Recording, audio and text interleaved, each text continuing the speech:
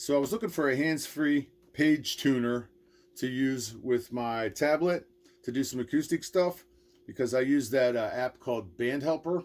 And my friend that I jam with, he also uses Band Helper, and he uses this one too. So that's the only reason I got it. But let's do a little unboxing here for you. I'll open it from the bottom. Get a charging cable, and you get the device itself, which is rechargeable. It's got a charging port on here, power on off button.